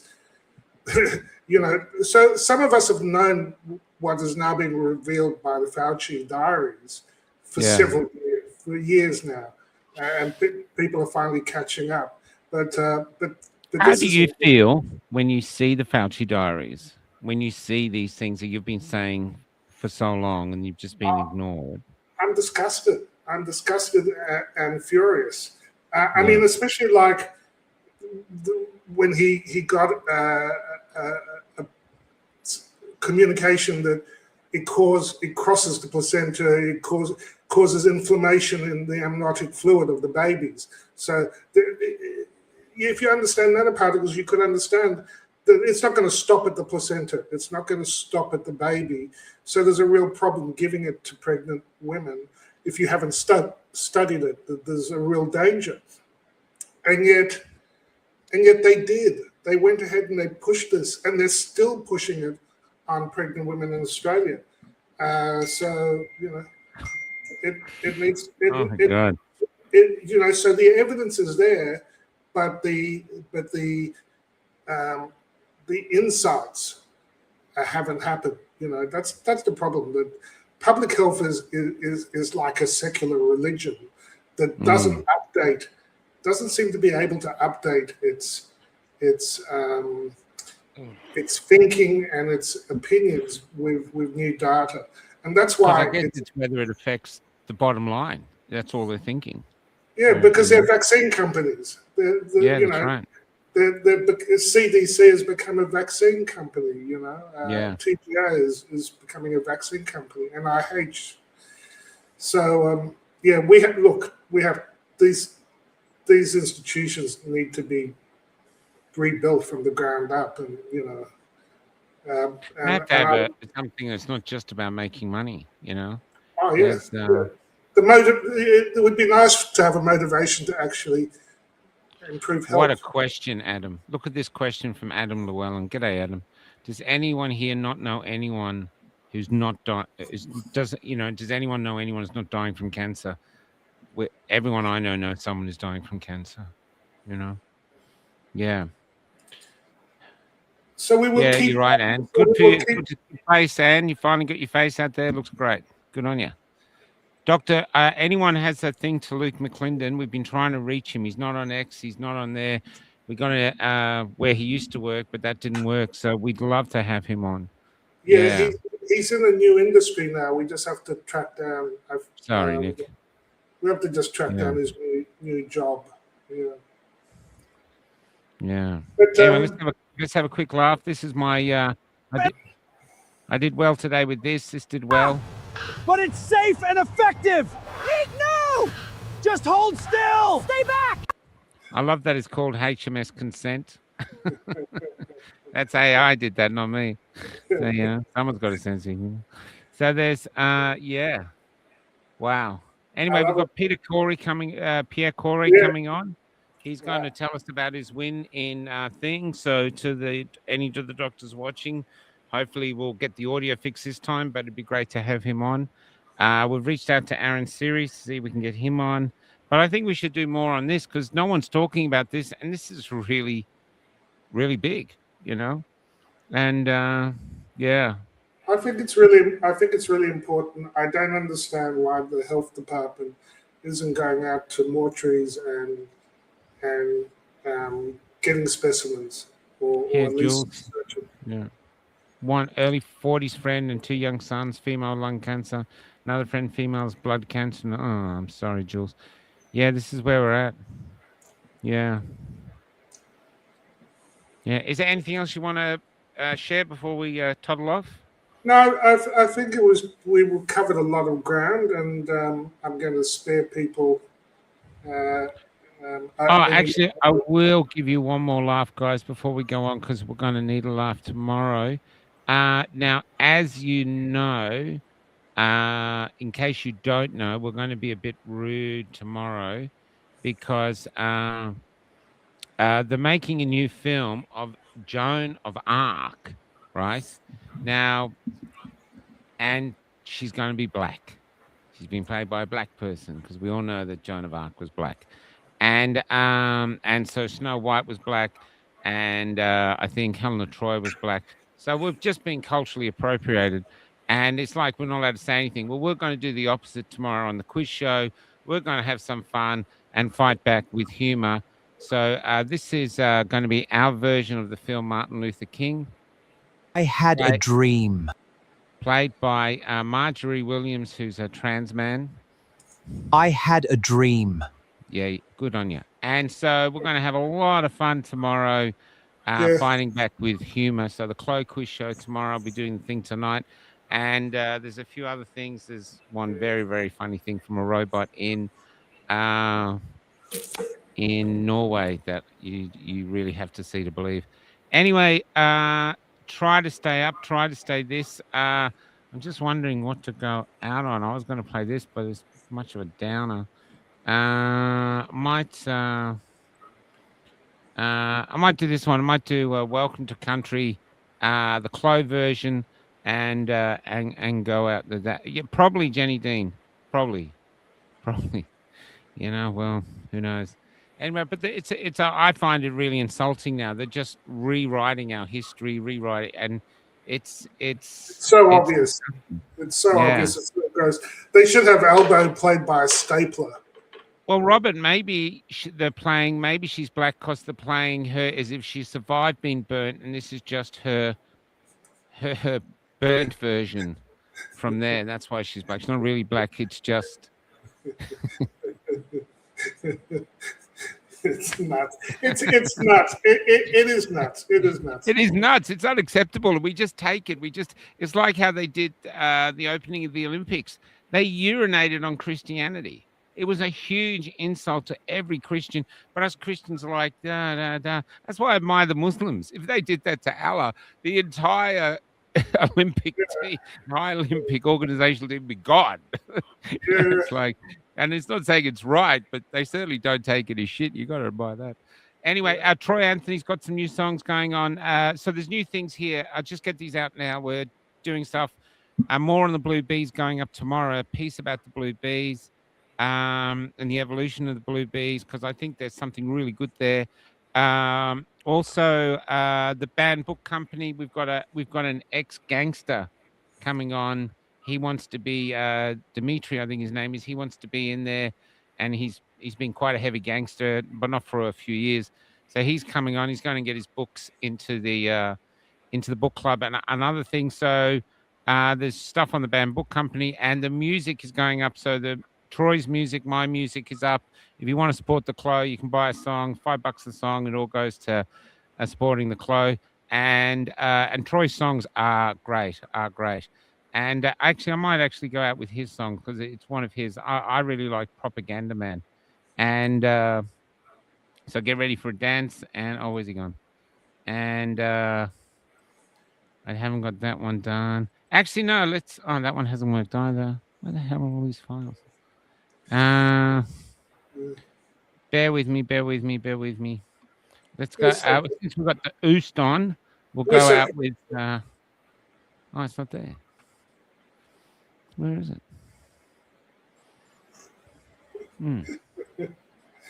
My lead is this. We'll go out here. His Propaganda Man. We'll go out Propaganda Man. We'll get it done. We're getting some videos done for Troy's music, and going from there. Aussie fan channel. Yeah, reach out to us. cafelocked@gmail.com. Reach out to us, man. We like new songs. There's a culture happening, and that's why they're doing. That's why they're making these black people, nothing against black people. That's why they got them doing iconic white roles, because they're trying to change the culture. Culture is downwind of politics, so they're trying to control the culture. So culturally, it's time for artists to fight back. So this is where we're going. So this is Troy. Support culture with a K. Yeah, that's right. Culture with a K. So yeah, and here they go. So this is Propaganda Man by Troy Bates or Troy Anthony, depending on which side of the sovereign citizen bed he woke up this morning. Sorry, Troy. See you guys. Wow, what a show. Take care, Paul. Bye. Propaganda Man. Oh, yeah. Oh, yeah.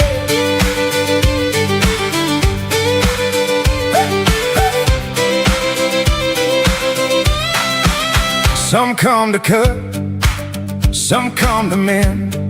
Same little road, same crooked bend. One hand clenched, one hand open wide. One leaves a scar, one walks beside. Who holds the knife? Do they lift you up? Do they fill your cup? Do they feel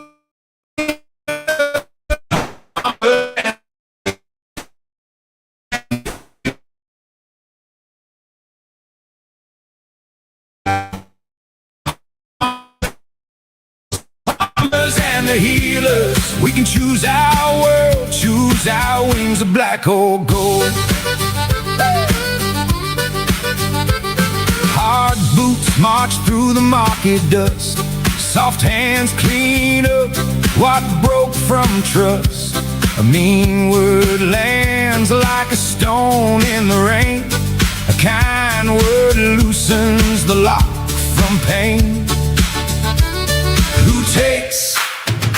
Do they give? Do they let love live? Do they feel right to forgive? Harmers and the healers, harmers and the healers, who burn the bridges, hip docks build our back.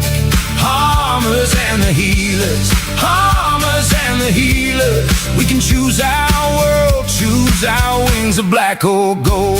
Woo!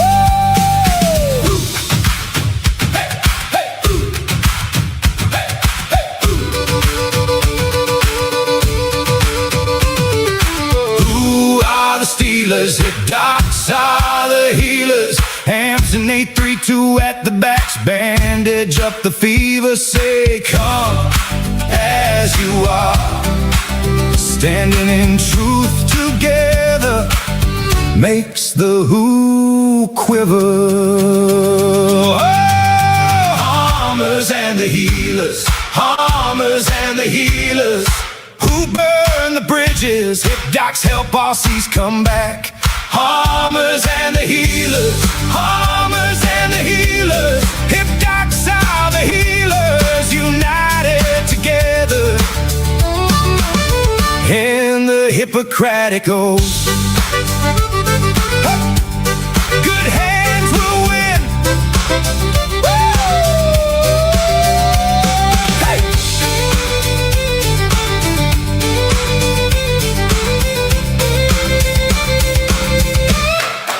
Good hands will